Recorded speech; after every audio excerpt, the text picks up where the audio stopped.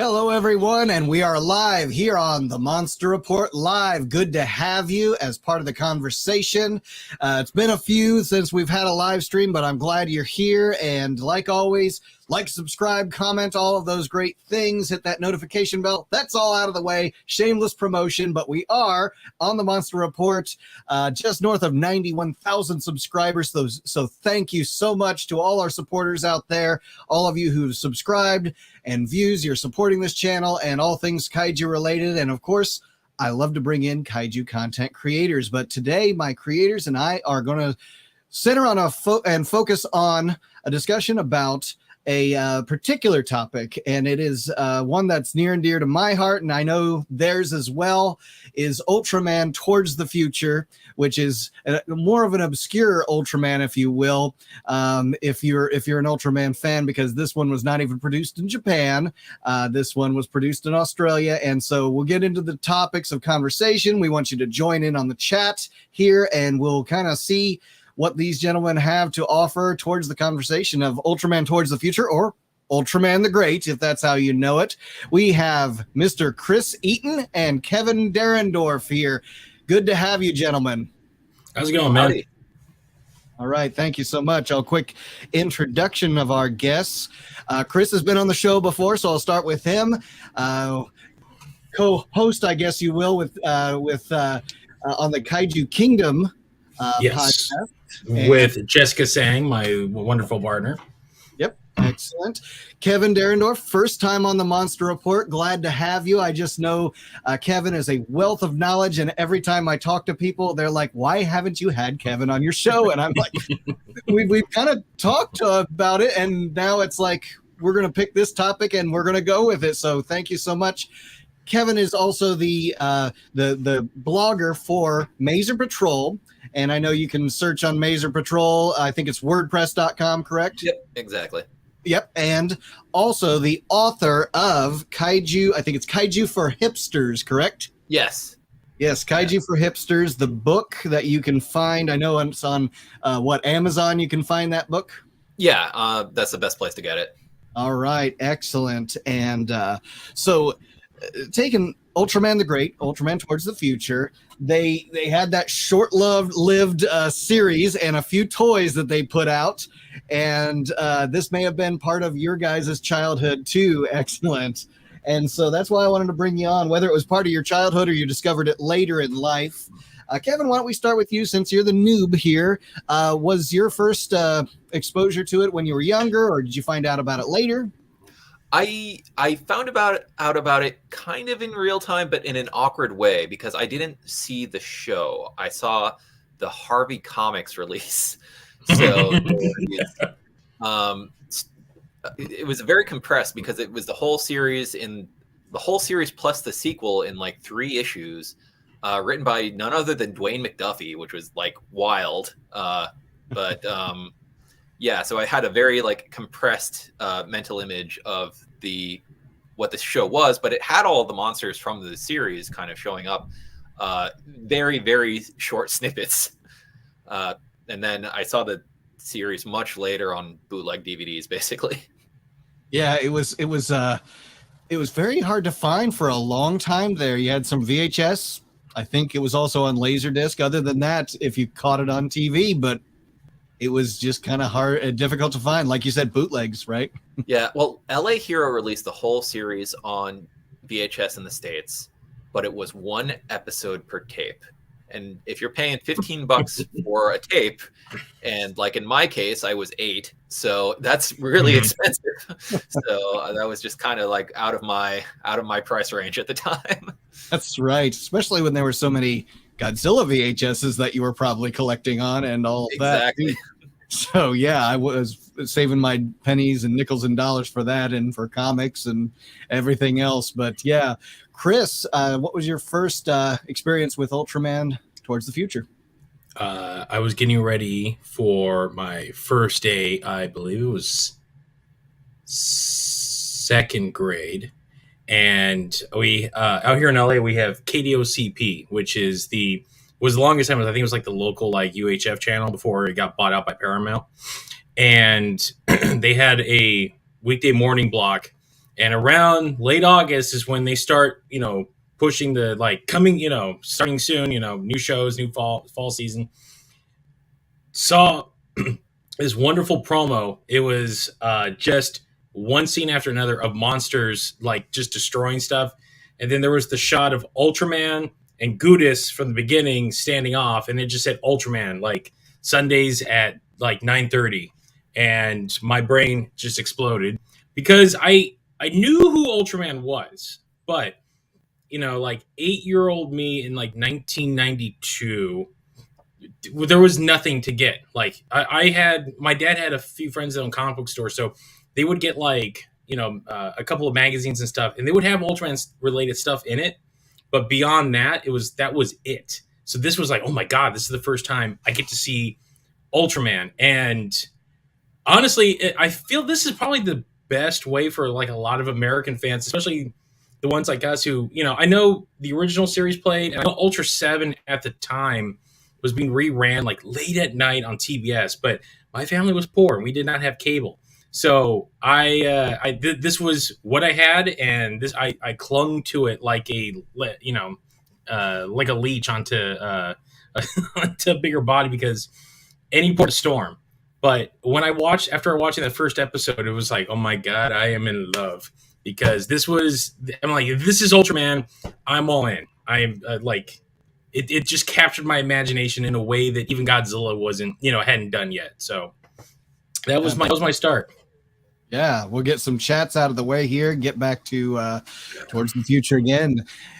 Shoma, I believe, if I'm pronouncing that correctly. I am so excited for the stream. Ultraman Towards the Future was not only my introduction to the Ultra series and Kaiju Beyond Godzilla, but also an underrated gem that mostly holds up. We got Stephen Patrick Lee. Stephen, thank you for joining in on the chat. It is a fun series, even as short-lived as it was. Walter is in the chat. Thank you. He says, wants us to break down Ultraman. And the great Dwayne McDuffie, that reference rang a bell with somebody. Now respect the comic even more. So, yeah, I know I've got the comics somewhere. I've got to find them once I get the new office built and pull them out, which I love that artwork on that cover. That's why I used it for the cover of this, the thumbnail of this. I'll go with my quick introduction to Ultraman. It was definitely on cable. I want to say it was some sort of either sci-fi or TNT series. I'd heard of Ultraman from my parents because it was on when they were children, the original series, and they described it for me. And it was for me, well, he's kind of like Jaguar. You've seen Godzilla versus Megalon. And for a while there, I kind of thought maybe Jet Jaguar and Ultraman were interchangeably the same person. And as a kid, and I was like, but then I see still shots of Ultraman out there, and he has all these projectile kind of a weaponry that he has built in, these particle beams and laser beams and things like that he does, and Jet Jaguar has none of that. And so I was like, I'm really looking forward to seeing this. And then just surprisingly, it was on TV, and every Sunday morning I was seeing it on reruns, and I didn't care if I'd seen the episode again already. I'd watch it again and again, just taking it in. And even after that, I was looking for those tapes, like you said, very expensive, and finding them complete, because I really wanted to have the whole series complete. But the toys were in the KB toy stores and Toys R Us's out there, starting to kind of reclaim some of my collection here, finding them out there, because most of my toys from that time were just kind of broken and scattered in pieces. So now starting to kind of reclaim some of that. So when it comes down to the fact that this is the series that when I talk to people about the legacy of Ultraman, they talk about Tiga, original series. They talk about the stuff that's coming out now and all of that. Oh, and there happened to be this Australian series, but we're not going to talk about that. And then they move on. And I'm like, wait, that was my Ultraman. I want to hear more about that. Could you talk more about that? And so I guess either one of you guys talking about how it was that Australia was able to produce something that originated in Japan. What brought it over to there? I think, Kevin, you probably got more of the kind of behind the scenes story on on how that came to be. Sure. I mean, kind of broadly speaking, Nobuo Tsuburai was always very kind of open to doing international projects. That's in fact what got Ultraman into trouble for a long period of time, was a collaboration with Thailand. But that desire for international outreach was really taking hold in the late 1980s. There was a Hanna-Barbera co-produced Ultraman kind of pilot sort of thing. It was like 4 episodes put together and was a movie. But kind of in that zeitgeist, they were also looking to Australia as a place to kind of produce a new project. And I don't have all of the details on how all that went down, but I think my understanding is that kind of it was easy to shoot there for tax reasons. And that's exactly it. Yeah, that's exactly it. That was exactly it. When I chatted with Dory Krause, the man who played Jack Shindo, he kind of like filled in some gaps, because I was kind of picking his brain about this, and he's like, "Oh yeah, it was, the whole reason it was there because I think he was living in Australia at the time, but I think he's from out here originally."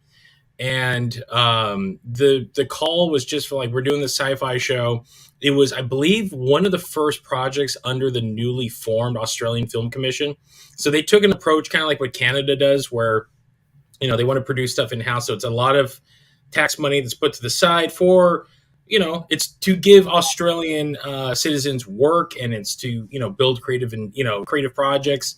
And this was one of the first things, and I believe Tsuburaya just took advantage of the fact that they wouldn't have to pay for the majority of the show. They would put up some money, and then the Film Commission would cover the rest.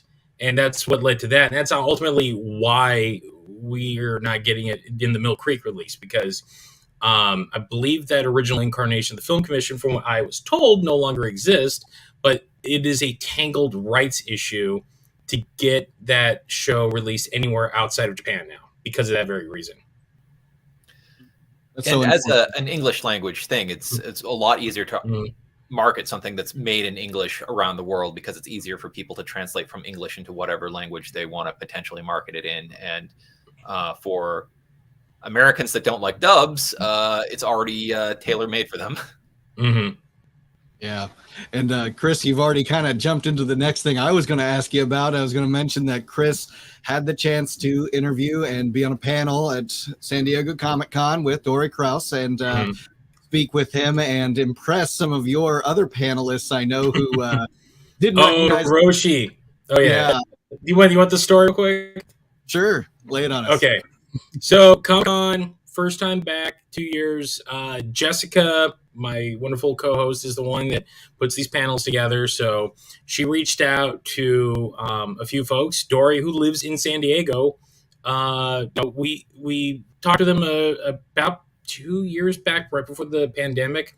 And so we had all this information, and she just was like, "Would you want to come to Comic-Con for free and talk about it?" He's like, "Yeah." So she also got Darnell Isom, who works for Legacy Effects, who did a lot of the design work for the last 2 Godzilla movies, and Hiroshi Kanatani was in town because he was on a U.S. tour. I think he did something like 9 conventions in the last 3 months. So it was just a basic nice panel about kaiju and the legacy of it. So it was we have an artist, we have 2 artists, one that does comic books, one that actually works in the movies, and then we have an actual actor from a tokusatsu based show.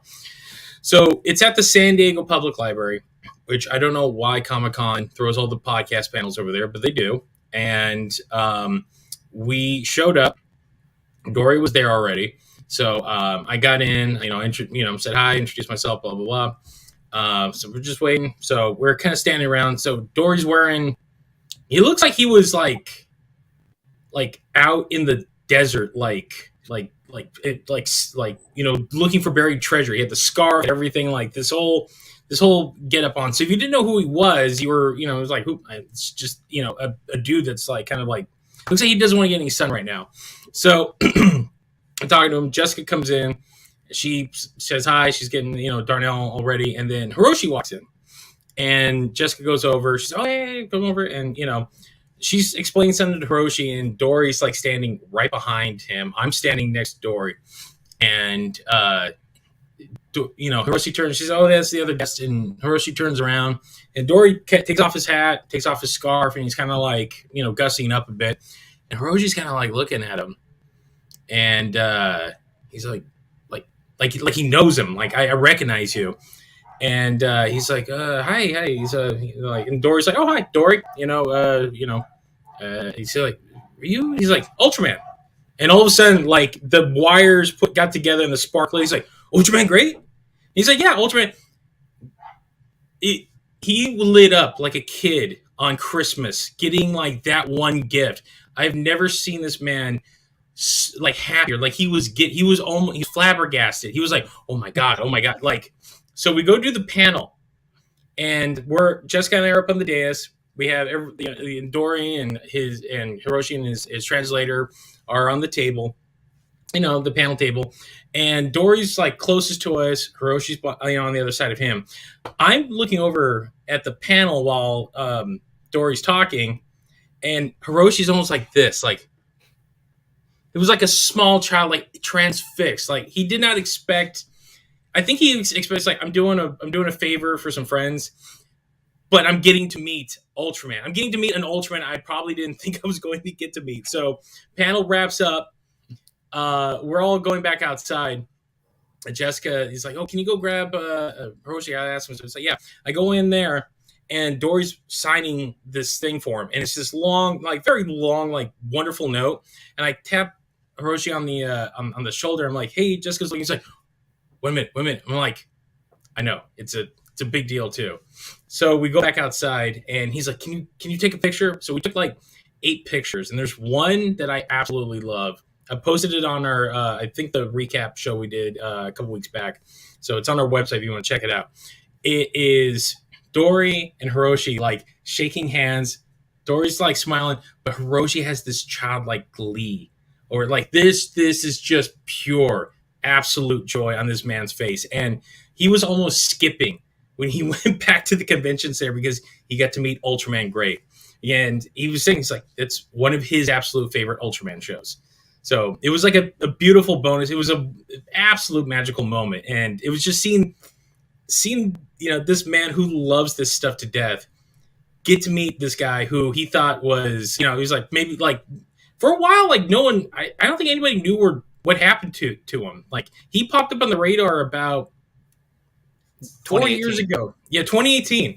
I was going to Hawaii to work a show. He was going to be at this local show out here in California. It was like a last second like announcement. And I was like banging my head. I told Jessica, I'm like, I'm giving you a ton of stuff. You need to go get this stuff signed by this guy because you're going to be there. So she said, sure. Thankfully, the next year, they did another show, and I got to go meet the guy. I literally hopped. I was working a He-Man show, drove up to Pasadena from Anaheim, which is not close, ran in, met him, felt like I'm 8 years old again, ran back, and it's been a blast. So that after that panel, we hung out with him for like 2.5 hours. My God, is this man interesting? He's led a heck of a life, and we're working on getting him on to do a one-on-one show pretty soon. So it's a matter of getting the schedule right. But the stories this guy's got is fascinating, and I can't wait to like share it with everyone else. So just a little teaser for something coming up in the future. Yeah, he's great. I got to meet him a few years back also, and I think because he's maybe so new to the whole convention scene, he doesn't have that sort of jaded like, okay, let me sign your thing and get out of here type of vibe. He's not at all there to talk to people, and really happy that people have seen him work. So it's almost like it's not like it's akin to when I met Ricardo Delgado. I was talking to him about the Godzilla project. I'm like, this is why I want you to come on my show. He's like, why? Like, it never got made. I'm like, well, you don't understand. Like, this thing is part of like internet legend now. Like, I want to know your story. He was very much the same way. He even said, he's like, look, I started doing this stuff, and I didn't think there was a fan base for it, but I'm learning now that there is. He's like, and I think it's great. It's wonderful. There's some issues between him and Subaraya, but that's neither here nor there. But he's very down. Everybody that talked to him, he gave everyone time. Jessica and I walked around Comic-Con. He's like, I've lived in San Diego for the last 25 years. I've never been to Comic-Con before. So we're like, can we show you around? He's like, yeah. So we walked the whole floor. It's a very, like, if you told 8-year-old me, you're going to be chaperoning Ultraman around a mecca that you consider like this is like your holy place every year. Like I would have, the 8-year-old me would have punched you and say you're a dirty liar. But that was a very surreal moment. It was like again, like sometimes you think like life is a simulation. I'm like, there's no way this is going on. But for me, it was a huge deal. I was absolutely like floored by the whole experience. Nope. Did we lose our host? Did we lose our host? Uh-oh. Hi guys. Well, I think we're still streaming. Can everybody see me? Looks like something went up. Okay, so yeah, talking about Ultraman. Well, let me riff here for a second. Big of the fan that I am, I do. If my very limited Ultraman collection is of the Bandai stuff. I've been scouting for the last 5 years. Thankfully, this stuff's been coming onto the market. That's not been ridiculously expensive. So I got Gudis. I got Kodala. Trying to remember all the games here. BIOS. This one actually was a little costly. I don't want to say, but yeah, I spent a stupid amount of money on it. And then I got Ultraman here and hold on a second. Something happened. So our host and Kevin got booted for some reason. So I don't know why I am the last man standing. So I got time. If you guys like listening to me rant, head over to the kaijukingdompodcast.com where you can actually hear deeper version of that story I just told and a lot of other wonderful topics that Jessica and I talk about in this fandom. So, all right. It looks like I think we're getting somebody back here. Let me see what's going on, guys. Can you guys all in the chat? Can you guys all see me? Like, is that still stuff going on?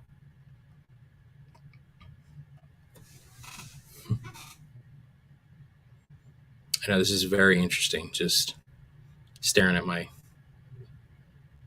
all the junk I got in the background too. Okay, are we back? All right. Oh, so there sorry. We go. So sorry. This always seems to happen. When you're live, right? There we go. Well, God, there we go. I tried to check the tabs and I guess whatever I clicked on it didn't like. So. And I wonder if it was me trying to bring in the shot of Dore there. And anyways, we're back, everyone. So no worries. We'll see what we can do about catching up where we left off. I did see this chat question come in. What year? Kevin and I were talking a little ahead of time. I think produced in '89, but not released yet. What was the 90? I believe. Yeah, 90.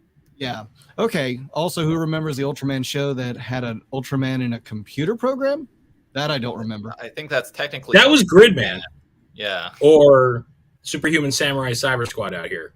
Yeah. Oh, right. Okay. Gotcha. Yeah. That makes sense now. Okay. Actually, 90, I think, was the home video release in Japan, wasn't it, Kevin? Yeah. And that's the thing is it was originally intended as a home video release. And then to expand it for international markets, they bumped up the episode count. It was originally planned for 6 episodes because that was kind of the standard for OVAs at the time. So if you think about like Gunbuster or something like that, that's a 6-episode thing. And that's why you kind of have a story that wraps up in 6 episodes and then there's just 7 more episodes that come out after that. Then they figured, hey, we can get it on TV internationally if we have 13 episodes. So they I think the it's a North American release. The 30th anniversary just passed, I think, like a month ago. Mm-hmm. I believe. I have to double check, but I just remember seeing something and posting about it because I try to keep the flame alive. It was a little bit before Power Rangers here then. Yeah, it was 1 year before, which is a shame because had they waited maybe that summer. But to be fair, I don't think no one saw Power Rangers coming. Like even Saban didn't see that coming. Like he was just like, it's probably gonna be the phenomenon. No one saw that. So, ironically, probably would have done well. Probably would have done far better. I mean, look, that show had, for what they knew was like one and done. It had a strong like media push for 1992. It had a whole toy line. It had a comic book tie-in with Harvey Comics of all people with their dark label Nemesis. And there was a video game. There was the NES game, which was the first video game I paid my own money for. I'm sorry. Went to Target, bought 60. I actually love that game, but 8-year-old me had a hell of a time figuring out how to defeat the villains in the first round because I never read the instruction booklet. I just went in, and I didn't realize the toggle switches at the top increase your beam attack. And once my cousin showed me that, I felt like an idiot, but then that's like, oh, now this is a much more fun game. Yeah, it wasn't the Street Fighter where you just brought their life completely down and beat the tar out of them. You still had to have that finishing move, which exactly. If you didn't, and we didn't have the internet during those times to find out the ins and outs. But Kevin, you touched on something just a second ago I was going to bring up, and I think if you could expand upon that. You talked about the 6-episode story arc, and then they had remaining episodes. So kind of describe that if people haven't seen the series.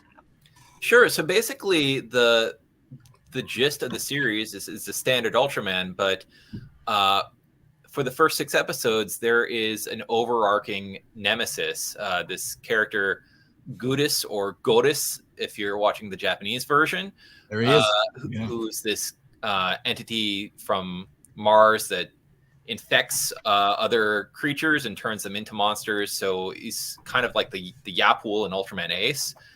You got the Tasmanian devil guy there.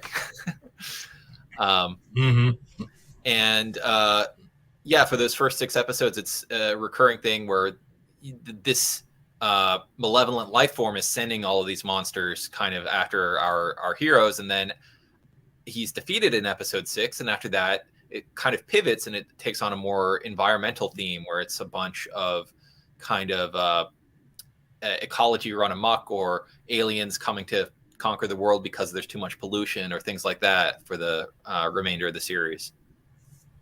And so it followed the same kind of Monster of the Week formula that the Ultraman series had. You can describe it. I'm describing it to my wife because we're watching the episodes, rewatching. I was rewatching. She was seeing for the first time, and seeing the formula that was followed. In that it's almost a sin today to follow a formula for a TV show, whether that's a mini series, short run series of episodes, or anything else. But as far as when I describe, have you seen an Ultraman episode of the classic series?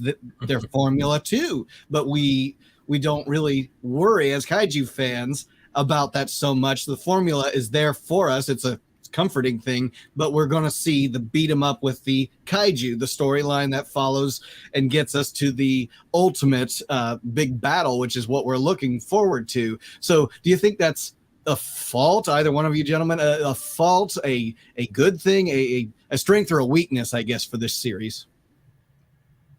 Kevin, go ahead. I'll let you go first. You're new here.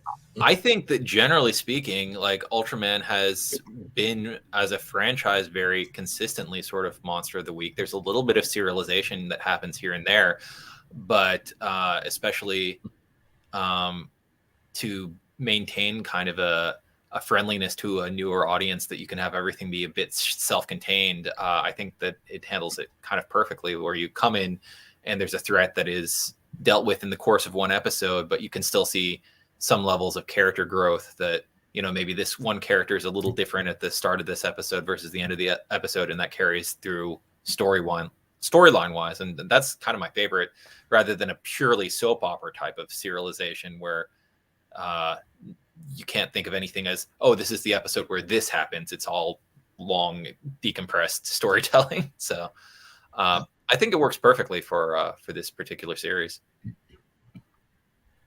I mean, considering back then, especially, I mean, again, I went back and rewatched this show. I think for the first time, I was like 6, 7 years, getting ready for this. And the thing that struck me was one, I forgot just how like overly violent it is. Like, especially for a kid show. I mean, well, first off, it's clear. I know it was aimed as a kid show, but clearly it was not produced like a kid show. It felt like what would have been like a Sci-Fi Channel like prime time show, Right. like in that era. And that's why it's like first off, I forgot a liberal use of guns in this show, which would not fly today. And two, like they're open, like almost the opening of every episode, someone dies horrifically to set up the monster of the week. And the third thing I caught too, casual swearing, which I'm like, wait, I don't remember them like saying hell, damn, and crap as a kid. But again, when you're 8 years old and you're just kind of like locked in on everything, you're like, you miss that kind of stuff. But the thing that actually did keep me in as a kid, and this was a big thing back then, because the only other show at the time that was doing it was X-Men the Animated Series. It was somewhat serialized. I'm like, I gotta see what happens next week, because they were building to that crescendo of, I think it was like episode 6 with Gudis 2. But then after that, it was like you didn't know what was coming after that, but it prepped you to like, okay, you have to tune in because things are going to happen. Like characters are going to change, like stuff's going to, you got to know what's going on. So that was like the hook as a kid. I know for a lot of my other friends that actually watched it, that was one of the big things. That's when they started importing anime over here, because anime is very serialized. It hooked us in a way that like an Animaniacs, or like you're just tuning in, stuff's going to happen. But like when Ronin Warriors came over here, which was Samurai Troopers in Japan, like I'm like, I got to know what happens tomorrow. Because each day something new was going to happen. And if I missed it, I was going to be screwed, because there's no DVR or anything like that. You either got to tape it, or your friends are going to spoil it for you. So that was, it's a charm of this show, which I think is endearing. And I think that's why it sticks with a lot of like American fans that actually got to watch it, because it's a quick, easy run. But at the same time, unlike some of the other Ultra shows, it doesn't overstay its welcome, and it doesn't get repetitive. Like it really does not get repetitive like some of the other Ultra shows do. I understand like there's a formula for all that stuff, but when you're like episode 14 on like Ultra 7 and like it's the same thing, like he's gonna use the capsule monster or something like that, you're like, okay, I can maybe just skip forward to some of the better episodes that I enjoy. Yeah. And I think that was kind of a sign of the times too. You mentioned He-Man earlier, and it's like, well, there's, the Filmation anyway series of very formulaic, your hero's going to have the transformation scene, and it's going to be the reused footage, and he's going to become the hero and beat the bad guy. So yeah, there's something to that was comforting. And in the fact that this is a half an hour show, not like an X-Files hour-long show where you can really expand upon that and maybe even break some of those formulas. It wasn't claiming to be anything more than even what the original Ultraman series was doing. Half-hour show, monster of the week, and let's move on. And then we mentioned about the 6th episode benefiting from the Gudis serialization. Yeah, you got the story arc, which is definitely still part of episodic television these days, and the 13 episodes monster varied. It feels monotonous in its episodic nature, unlike most Toku shows. And I guess it did give us that those last couple of episodes where it's like, where is it going to, either going to come full circle? Are we going to have something that's going to tease maybe a sequel series, whatever it could be? But it definitely left a legacy, even if it were those 13 episodes. We got our comic book series. Kevin, earlier you mentioned to me a manga series too, which I didn't even know existed. Yeah, it's never been brought to the States, but it was drawn by the great Kazuhiko Shimamoto, which I guess he'd be best known as the author on which the series Aoi Hono or Blue Blazes is based. He did the manga for that as well. He designed the mascot for Animate stores. He created Blazing Transfer Student, which has a Netflix show right now. So, but he was, kind of a longtime Ultraman fan as well.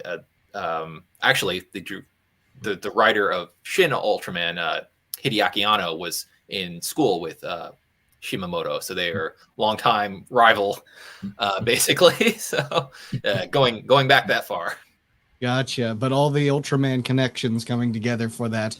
And of course, with this one, opening with that Subaraya Productions, which, in retrospect, watching it again, I'd forgotten that whole open was a very posturized, pixelated kind of intro where that doesn't, for me, hold up anymore. That would be an effect that I could have done in my high school AV class. But in 1990, you needed an Avid, and they're probably using what the hell was that program? Well, there was Video Toaster back in the 90s. Yeah. Which back then they're like, oh my god, like look how fancy it looks. But yeah, it's just a nice just blurred clip. It's a clip opening of the show. So at least it wasn't lying to you about what you're going to get, unlike cartoon openings back then where they put all the money. It's all keyframe, the best stuff in those openings, and then the rest of the show never really lived up to what that was going to be. TMNT, the original TMNT, that opening was God, awesome. yeah.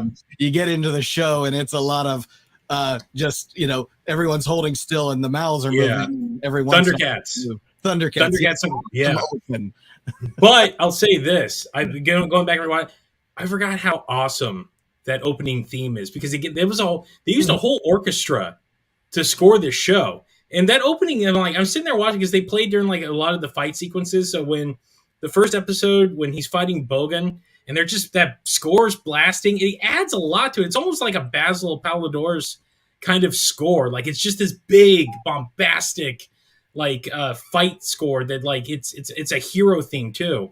And I'm like, man, no wonder I got hooked into this stuff as a kid, because there was effort put into this. I believe half the crew that worked on the show went on to work on Farscape. I think that most of the writers and effects people ended up creating that show after this, or not a few years afterwards. So here's the thing with the writers is that I always get a little bit of an annoyance when I watch those opening credits, because it has something, there's a story by page, and it just gives a splash of every Japanese writer that worked on the show. Mm-hmm. And then you have written by, and it's the guy that actually wrote the literal English language script. But if you look at the story credits, and in the Japanese version, it actually says who did which episode, as opposed to just throwing them all in a giant list. But the show was really Sho Aikawa's baby, and Sho Aikawa has done a lot of good work since. You mentioned anime earlier, Martian Successor Nadesico, the original Full Metal Alchemist, Concrete Revolution. Those are all Aikawa joints. And then Chiaki J. Konaka is another guy that's listed there. This was his first foray into Ultraman. He went on to write a lot of Tiga. He wrote most of Gaia, and also went on to Digimon Tamers and The Big O and Serial Experiments Lane, and was one of the hottest anime writers in the late 90s, early 2000s, basically. So, did they write the English language version, or were they the story writers? I guess they would write the story for the Japanese version, which then gets translated into the English language script. Okay, so and I'm sure there's some liberties that are taken, to make it into the English language version. Yeah. Mm-hmm. Yeah, because some of these things don't quite translate. And it's interesting that it's English, but we're also talking about the Australian culture and, some of the pronunciations of things. And it's also a very international cast when you think about it. I think about, how we have mostly Australians, but Jack Shindo, Dora Kraus, you mentioned he's all American, so he doesn't have his Australian accent. He doesn't even have an Asian accent. We had Arthur, who, if I had to say with a character anymore in my 40s now. When I was a kid, I wanted to be the hero, so I was Jack Shindo. Now I'm Arthur. I'm the crotchety guy. Going back and watch, I forgot. I'm like, God, this guy was such a hard ass. But you know what? God bless him, because everybody showed up for that show. Like, they weren't like, again, I know they know that it was a kid show, but God, especially Arthur, he was like, I mean, he's a big Australian character actor. Like, I think most famously, for if you love horror, like, he was in The Howling 3, which is the most wonky Howling movie there is. And he's been in a ton of other stuff. But like, he is like no nonsense. Like, there's never like a second of tongue in cheek. It's like, I'm coming in, I'm the hard ass leader, and that's all it's going to be. Like, he's playing like every caricature of like a hard lead, hard but lovable, general type. But I mean, he does add an air of class. Like, he does make everything feel like everything is the end of the world. Like, we take our jobs hunting monsters very seriously. So it's the crustiest Ultraman commander you can think of, put him in the toaster for a couple more minutes, and then you get Arthur out. Yes. And I love it too. I love it. I absolutely love it. As a kid, there was one thing about him, though, that was kind of confusing, is that I knew he was the Yuma commander, but he also did the narration for Ultraman when he had his 3-minute time countdown. So I'm like, is this a retrospective? Arthur does find out later, who Ultraman is and all the secrets. Now he's narrating it for us, but they're using it, over and over again. And there's other narrations that they used his voice for, which is a great voice. I find I love hearing that voice when it comes in, and even several episodes when they talk about introducing the monster, saying that the Gudis infection is doing this and doing that. It's always his voice. But that kind of threw me for a curveball as a kid. Every once in a while, when I heard that, I was like, is he aware of these things happening? And it wasn't even connected.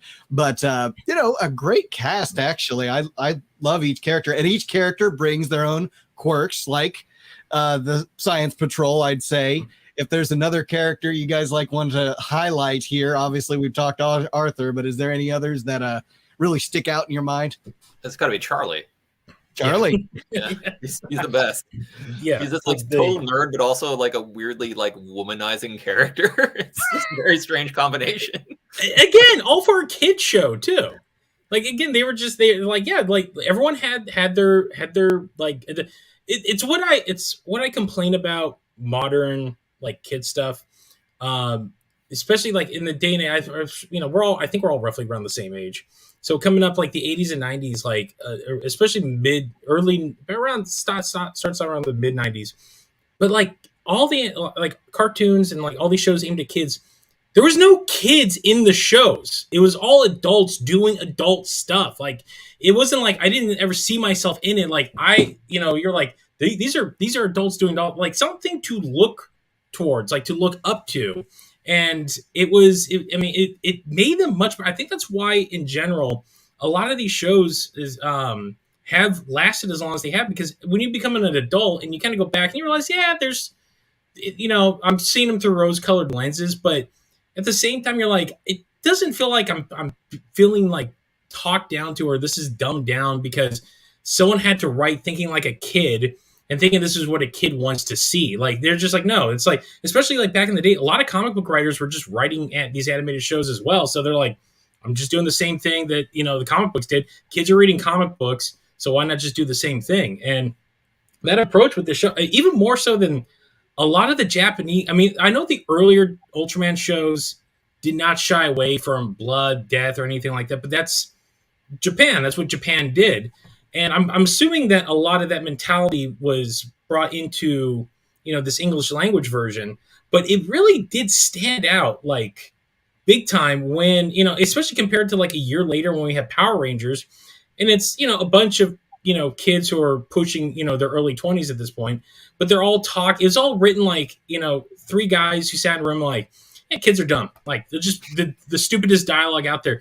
No, not at all. This is just each episode's an end of the world. And as you said, the Australian influence on it, they never really kind of say it's in Australia until I think the Damaga episode, when they just we're in Australia. This is where this whole thing takes place.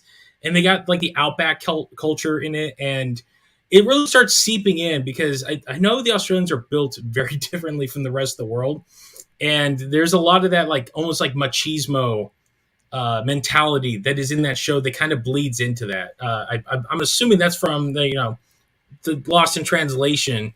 When they were picking, when the English language side was picking up, they're just like, let's add a little of this and a little of that. Yeah, because it's got to work with. But it's funny that you say that in that I discovered later that it was produced there and released in Japan and the United States, but never aired in Australia. Nope. So it's kind of like, what in the world, Well, to be fair, the next series after that, which was Ultraman Powered, never aired out here. It was an American produced show. That has a bit of a pedigree cast around it too, and people that worked on it, we never got it. And to be fair, probably for the best, we never got it because it is it's a rough watch. Okay, I've talked to multiple actors who were involved with that show, and all of them have said that they were told while they were filming that it would never air in the States. So really, the plan was there. So it didn't matter if the hamminess of it, the bad writing of it, the bad acting of it, because I haven't seen it, so I'm just making assumptions about its quality here. But it really didn't matter to them because they knew it wasn't going to air and also bring their careers down a notch. Possibly, but you're dealing with, I don't think, say, Jeffrey Combs is all that concerned about hammy acting in his resume. It's definitely not. Well, and the other upside is the effects. So the effects on this show, again, Towards the Future, actually really well done. Like in terms of just being tokusatsu, the suits are fantastic. I know people give the Ultraman like kind of guff because it's spandex, not the rubber suit, but the spandex really does it. It never bumped me as a kid, and I never really noticed it, especially once I started seeing other Ultraman stuff. It's just like that looks a little different than the Japanese one, but it actually, like, everyone that was working on this had a good eye for doing effects work. Like in the stunts, the fight scenes were actually very well done for the very quick. I think each one's like 2.5 minutes long, but the way they was shot, edited, scored, they captured. It was like, this is this is the money shot, and they delivered every single episode. I don't think there was ever one, especially going back and rewatch them, like, and these are pretty damn good. Like, all things considered, especially when you watch Ultraman Powered, where those suits, my God, they were built to look like museum pieces, but they also had to be handled like museum pieces because they were brittle as hell. Yeah, expensive. Yeah, and that was an Australian crew, which I was a little surprised by, because a lot of the time with these co-productions, they would fly a whole Japanese crew out somewhere to have them work on stuff, and the Japanese technicians, I think it was maybe Takano was giving them suggestions, but it was there's a guy that did special effects for Time Guardian, I think, that was really running the show there, and lots of filming in natural light too. Mm-hmm. That's true. You're talking about a tokusatsu, but not with the traditional tokusatsu creators that you would think of, a Japanese crew. And so, a different take on it. Like you said, natural light. I don't think that took too much away. In fact, I would say they did their homework pretty well in that. You mentioned also the suit. That was one of the things I also noticed when I was starting to discover the Japanese Ultraman, especially the first series, the original series, is that this suit definitely had something a little different. You mentioned, that it's spandex. When I do remember seeing the nothing to take away from Satoshi Bin Furuya, but I noticed how that rubber suit folds up and curls up and wrinkles and things like that, whereas this suit gives that actor, the two stunt actors who played Ultraman in it, a lot of flexibility. There was a lot of mobility that they did, the flips, the somersaults, and I think that was just something that really caught my attention as a kid too. Is that this is an Ultraman who really is in shape and can do the fighting more than just the projectiles, which are great too, but. I think he wears the suit very well. Both of them wear the suit very well. I think outside, what was it? Was it Z that had the triple change gimmick? I haven't watched the last couple of Ultraman shows. There was one it was the big bodybuilder one that was from the anime continuity. You're thinking of Taiga. Taiga, yeah, thank you. Beyond that, like great. Like when you look at him, like they got like Australian stuntmen. And these are strapping dudes. Like they're built differently, and Ultraman looks like a 19 like he's like Superman in many ways, like how Superman was originally drawn, like barrel chested, like and he's not like fat, but he's thick, and you look like he can wrestle down like half these monsters no problem. Like that did add an air to the actual monsters he fought, because again, some of them like Kodala, like when you see him moving around, it's the suit's like big and baggy, and that one has a little bit of a billowy effect to it, because if it looked like they had a fan in the back to inflate it. But when he's out there, like some of the other suits, like the Dramaga fight, when he's like flipping them and stuff like that, like it just adds like another layer of like, it's almost like a layer of manliness to it, if you will. But yeah, again, another thing that just really makes the show stand out, like in a beautiful way.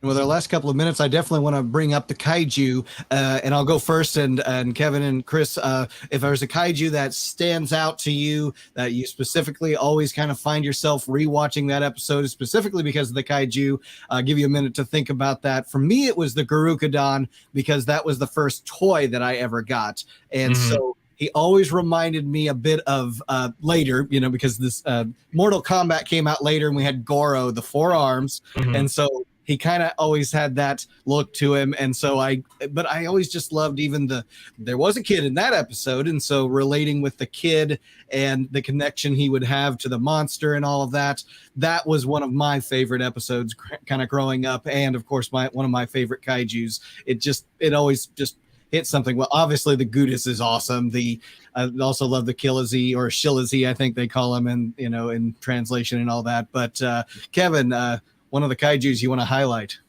I really like the design of Majaba. I don't know what it is about it. Just it's maybe the green and purple just works for villains or something like that. But another great toy of the Majaba.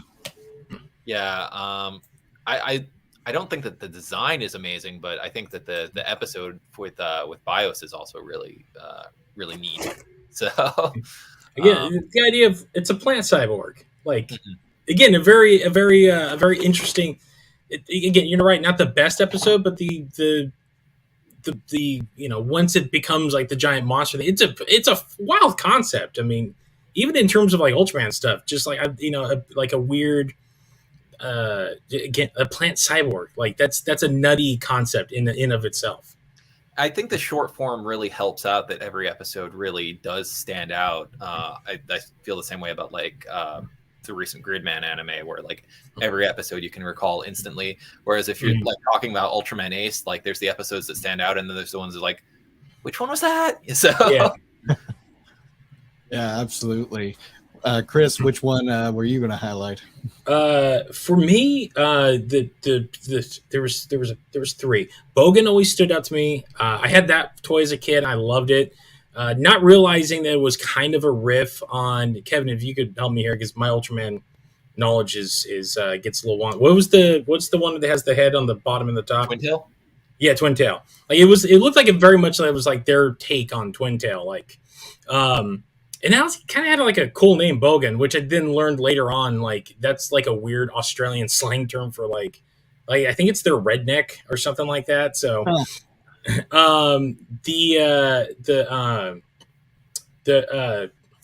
What was his name? It was Barangus. I always loved Barangus. Barangus was like solidly like the most like the coolest monster they had on there for me. Like it was the most kaiju looking of them all. Like it was like the one solid kaiju one, where all the other was they clearly there was like inspiration of like other animals and stuff there, but Barangus always felt like that was the closest we got to like Ultraman fighting like a legit kaiju. And then I forgot his name, but there was one of my favorite episodes is the alien lovers, the girl who takes human form. Well, she's talking to. That's the Ryagolo. Thank you. Yeah, Gigasaurus was a great one too. Like you never see a quadruped really, like in these shows, but. Yeah, the regular like that one, and not only that, the thing that stood out to me too was like that was the episode where Ultraman didn't win the fight by beating the hell out of the monster. He talked him down. Like they had like a moment of like therapy, And that was the thing. Again, like we kind of skipped it. Ultraman, his voice, like a very like it was almost regal. Like I love the voice they picked for it. Like it was almost like he felt like the Ultraman that was like he was the reader. He was like the total package. Like, but when he spoke, it was like a voice of calm and authority almost.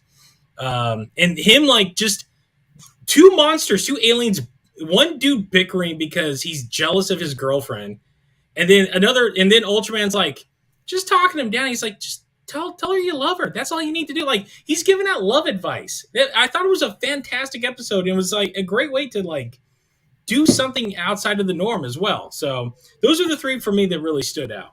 He was defeated by the power of love. Can you believe it? And everyone learned the value of great teamwork and friendship. I mean, it was like it was almost a moral message that they had to have, in the episodes. The environmental message, like we also mentioned, a lot of. I remember, there's cheesy, hammy script writing and all of that too. We have that. That was, part of, I think, the time period. But I also go back again to the original Ultraman series, and that's what was endearing about that. The moments of comedy, moments of disaster, but it always brought us together. Of course, this one also has that 90s trope of the almost the sitcom laughter at the end when the whole family gets together and the still frame happens and they're all I did love that stuff. Yeah, like some of these ended like on the most awkward like shots. It just felt like we didn't get any coverage, so just freeze frame right there. Yeah, take it. Yeah, use it. But I also was a little disappointed when I went from this to the Japanese Ultraman, not seeing the pendant, because I thought that was very iconic of Ultraman, and then I realized it's just this. Yeah. Well, yeah. To me, like that was as a kid for the longest time. That was the like you held it out and it was like you had to focus, and then you get the little whoosh, and that was the way. And then I started watching. Once they became available, or I was able to get a hold of them, it's like, oh, the beta capsule. I'm like, oh, that. One thing I'll give this show, they kind of had like the most benign transformation sequence, especially once I saw 7 and he's got the goggles and then it just forms over his head and he grows. I'm like, yeah, they probably could have put a little more razzle dazzle on the transformation sequence, but it was still pretty cool. It's not the normal like him flying up to the camera. It's him flying into into the scene, and then he grows, and they never quite that was the one thing watching this, I'm like, they never explained the mechanics of like when he separates from Jack, I think until the very end, but it's like he goes off into space, but it never really says where Ultraman goes once he leaves, because apparently he can't maintain a physical form in our world, but he still flies off into space somewhere. So, but that's neither here nor there. Any other, let's say, factoids, Kevin, that you know from this series, or things that you found, have influenced or have left its legacy that you'd like to add to this? Sure, absolutely. First of all, I don't know if this is widely recognized, but we haven't brought it up yet. The name Ultraman Great is for the Great Barrier Reef, so it's the Australian tie-in there. Makes sense.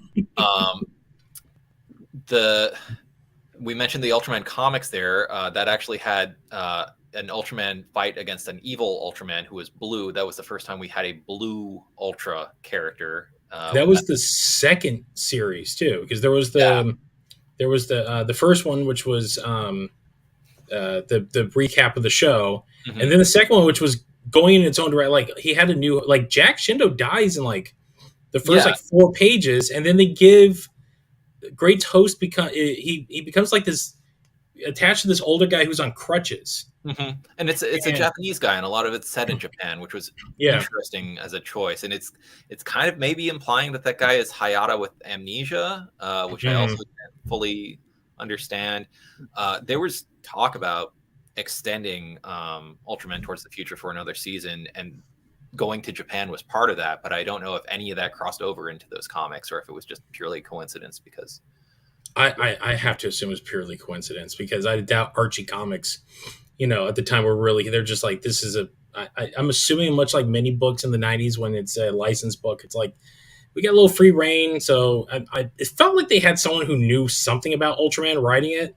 But at the same time, it was still like, this is, I mean, I went back and reread it. Like I picked them up. We were going to do a whole episode on them. I was kind of like flipping through them. I'm like, these don't hold up. And look, you don't have Dwayne McDuffie writing it. Dwayne McDuffie is, you know, he was one of the greatest comic book writers of all time. And even he took, you know, even he took his licensed stuff like to heart and cranked out something fun and imaginative, where these were like, it just felt like, you know, because at the time Archie Comics wasn't even really publishing Archie comics that much. Their bread and butter was the Teenage Mutant Ninja Turtle stuff and Sonic the Hedgehog.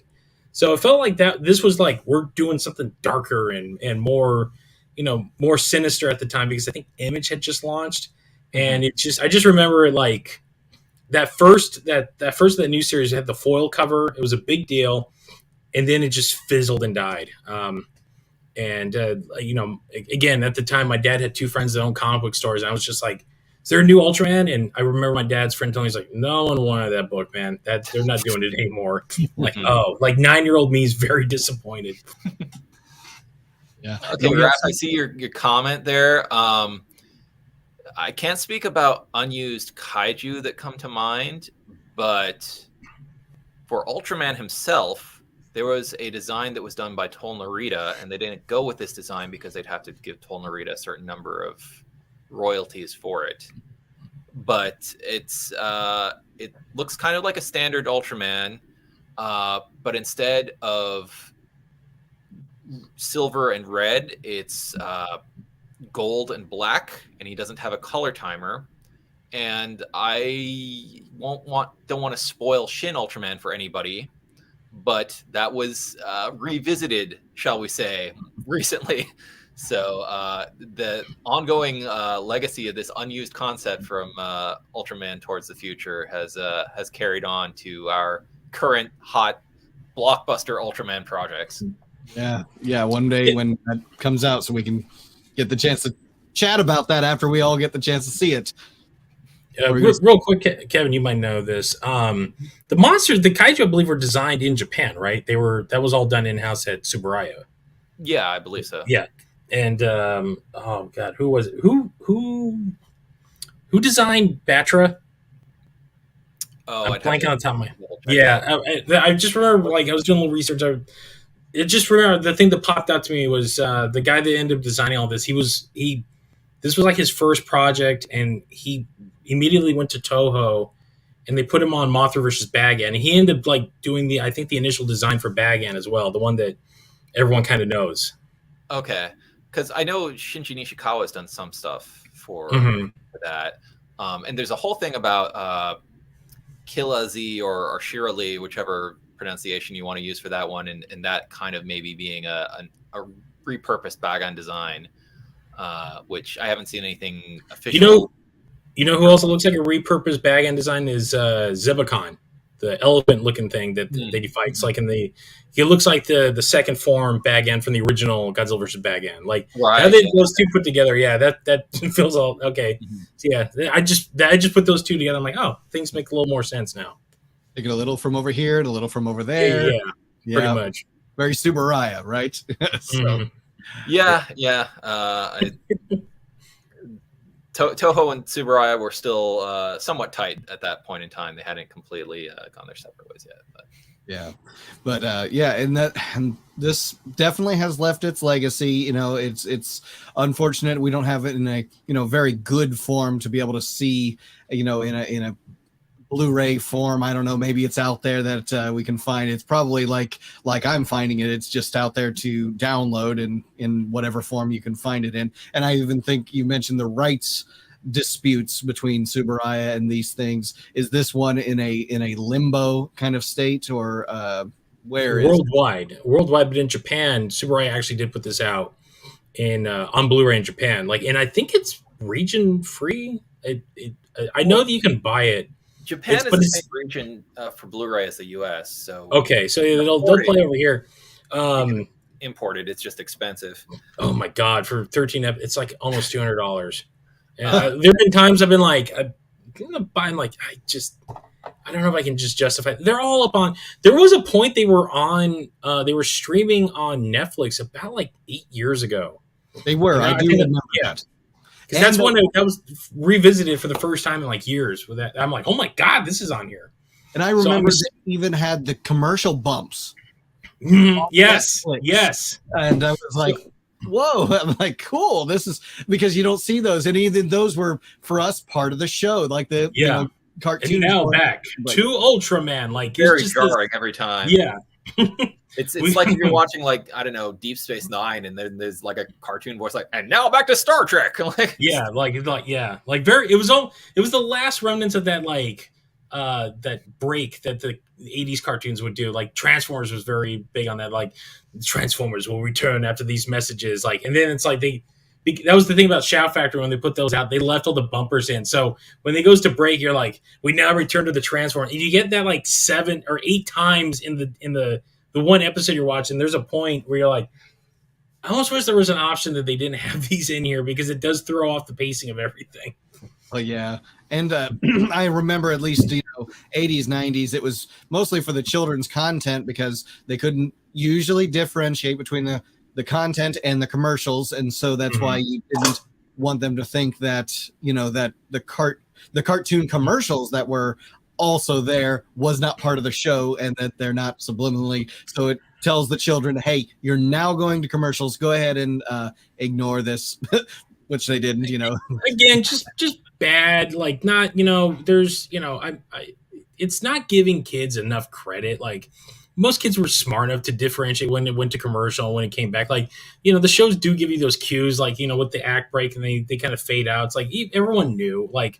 I remember hearing that from when I interviewed Eric Lewald, who actually wrote. He was one of the writers on the Hanna-Barbera Ultraman movie, and I asked him. We were talking about this because he's like, I worked for Hanna-Barbera back in the day, and he's like the act breaks because when he went to work for X-Men, they were still. He's like we were trying to do something new and trying to make something that like really had some oomph to it, because we all knew it's like kids are not as dumb as network executives think they are. It was the idea, because I asked him, it's like that show was heavily serialized. And I'm like, how did you get away with that? He's like, well, they wouldn't let us do just a regular a season-long storyline, but if you broke it up into parts, so part 1, part 2, part 3, that didn't count. And I'm like, really? He's like, yeah, that was an executive think back then, because these are not creative people. They're bean counters, and they think that everyone else that doesn't work in their department or do what they do are idiots. And that's why you had these stuff like this, these act breaks, because they legit thought kids were going to get bored and wander off, because they did one test session and 2 kids were like, oh, it's commercial time, we're going to go that way. And they thought they're not going to come back for the show. We got to let them know. It's like, it's still there, kids. It's like, yeah, most kids stayed. Like they knew better. Yeah. Exactly. Godzilla Train's in the house. He's late, but worth the wait. You'll have to check out the replay of this on YouTube later. And we even have an ad break in there, but it's not a good one. StreamYard kicked us off, or the internet itself kicked us off. I don't know what happened, but anyways, we're going to wrap things up here. One of the things that I've always, I guess why this has made such an impact in my life was because anything that's underrated, anything that's obscure, I cling to it. One of my favorite classic movies is The Black Hole, 1979. A lot of people have never heard of it. And then I said, well, it's a Disney classic. Oh, and they like Disney. I've never heard of it. Well, okay, before even Tron, and still I've never heard of this. So check it out. I'm like, those are one of the many of the obscure kind of cult classics that in some ways come back full circle and become more popular in their in how they age. And in this one, I'd say some of the script writing didn't age well. I'd say the effects, I think, decently did. Yeah. The show's held up for a 30-plus year old show. Like, it's held up tremendously well in comparison to some other things. Look, like I got half my DVD library is filled of syndicated shows. And do you remember the War of the Worlds TV show from the 80s? I do, actually. Yes. Yes. You want to talk about a season that doesn't hold up. You watch that second season when they had a complete shift and they brought in Lorenzo Lamas, and you're just like, man, this is terrible. The first season was pretty good, and you're like, this is all just god awful. But that first season, though, that when you talk to like, you remember that, right? They're like, yeah. They only remember that first season because that's the stuff that held up. As an anime fan, like I grew up in the early 90s, so everything that I love is from the late 80s to the 90s. Kevin and I share a profound love for everything Guyver. And you bring that up to any modern like anime, like, I have no idea what you're talking about. You're like, yeah, like of course you don't, because you're into all this newer stuff, and that's fine. But us originals, like, we remember the hardcore stuff. Yeah. And if you ever want a Guyver discussion episode, I'll bring you guys back with Everett Grondin of Godzilla Fan Freaks, big Guyver fan. Yeah, you guys could talk a lot about that. That was one I did collect each one episode VHS tape for. I did too. I had, although mine was mixed. I had both the LA Hero and the manga ones, so I had them all, but there was no consistency because the openings were, you either got, I had the dub and I had the sub, so it was like it was like, all right, this whatever. I just, as long as I had the whole thing. But it back then it was like, this is, I'm asking my mother, so what do you want for Christmas? I want this. And Music Plus was selling, or Blockbuster Music. Well, we have these. I'm like, all right, cool. It's like the collector me was already like fretting. I'm like, they're not this, well, whatever. Just it is what it is. So, but yeah, you want to go down a Guyver hole, like, oh yeah, well, I'll not shut up about it. Like, it's obscure, so we love it. Yeah. Yeah, I think Ultraman Great's part of that similar zeitgeist, even though it wasn't produced in Japan. It's really that envelope pushing, like updating the Ultraman concept for a modern day, taking things very seriously, trying to be as grown up as possible, and pandering to the weird nerds that are going to buy it on VHS. It was the first one in almost like a decade too, wasn't it? Like 80 was as a show, yeah. Yeah. If you're not counting Andromelos, it was the first Ultraman 80. Oh yeah, so it was definitely needing to capture a new audience and to revamp what it was. And there's something about the idea of reboot, trying to modernize it and all that. But what they did with it, still appreciate it. And like I said, obscure, I want to know more about it. So that's why I always cling to it. Seismic Toys, Chris is in the house.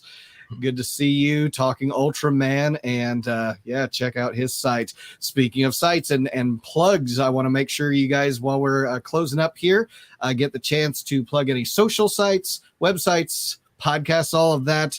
Kevin, why don't you go first? All right. My blog is Mazer Patrol. I update it less frequently than I used to because most of the little baby updates are now going on to the Facebook page. We'll see if that continues. I am on the Kaiju Transmissions podcast an awful lot. Maybe, I don't know, somebody do the metrics and figure out what percentage of the episodes I'm on there. And of course, my book is a couple of years out of date, but if you want to give it a read, I'd still appreciate it. Kaiju for Hipsters, 101 alternative giant monster movies. So we don't talk about Godzilla or Mothra or Gamera, but there is a bit of Ultraman content in there as well. Yeah, so going along with that whole idea of get away from the mainstream, but pick up some of these obscure ones you may not have heard of. And I know Chris has a heart for that too, because I remember that story from G-Fest when you heard the kid mention, who was it from Gorath, the walrus creature or something? Magma, yeah. Yeah, so that he brought up Magma, and I'm just like, my heart grew 3 times. It's just like, yeah, you know. He's obscure, so we love him. Yes, absolutely. I'm going to have to pick up your Chris. book, Kevin. Yeah. Chris Eaton, go ahead and plug it. Yes. I am the co-host of the Kaiju Kingdom podcast with my lovely partner, Jessica Sang. You can find us at thekaijukingdompodcast.com. Or if you don't like downloading and you use a service, we are also on Spotify, Google Podcast, Apple, pretty much any major service. We are there. If someone pointed out to me that there's a weird split right now, so if you look us up, we are a little orange kaiju symbol with some headphones. That is us. Just click and subscribe. We are on all the social medias except TikTok, because that place is a wasteland. So find us on Facebook.com/the Kaiju Kingdom podcast, Twitter at the Kaiju Kingdom, as well as Instagram. And we have a YouTube channel that we're finally getting going. And that is, I believe, youtube.com/the Kaiju Kingdom podcast. And that's all of it. All right, excellent. So pick up Kevin's book, find it on Amazon. Check out Mazer Patrol. You'll find all kinds of great knowledge. Kevin just brings a wealth of knowledge of that. Chris has had the chance to meet some really great guests and has great discussions with Jessica on his show, on his podcast, the Kaiju Kingdom podcast. And I'm very much looking forward to seeing what you do on YouTube and what's coming out next. And the Dory Kraus, especially since you mentioned him, because that's one person I've got at some point. I'm hyping myself up a little too. I'm like, okay, like you gotta be pro, be a pro here. But the 8-year-old in me is again, like the only other time I got that way was when we had Ryo Kitamura on the show, and it was just like I felt like Chris Farley doing the Chris Farley show. It's like, so you remember when he made verses? Like, yeah, that was awesome, wasn't it? It was like that was pretty cool. Yeah. Remember Origami? Yeah, that was pretty awesome too. Like. Just I that way like the whole time. So yeah, I know. Yeah, what do you say? Someone as huge as this. Thank you again, gentlemen, for being here. Thank you, man. Yep, check out what these guys have got coming in the near future. And thank you all for joining us on another episode of the Monster Report Live here on Facebook and YouTube. Another little bit of love from Chris before we cut out here. So stick around for just a few minutes after I do the closing, gentlemen, so we can say our proper goodbyes for all of you out there on YouTube and Facebook. Thank you again, and we'll catch you next time. Swatch!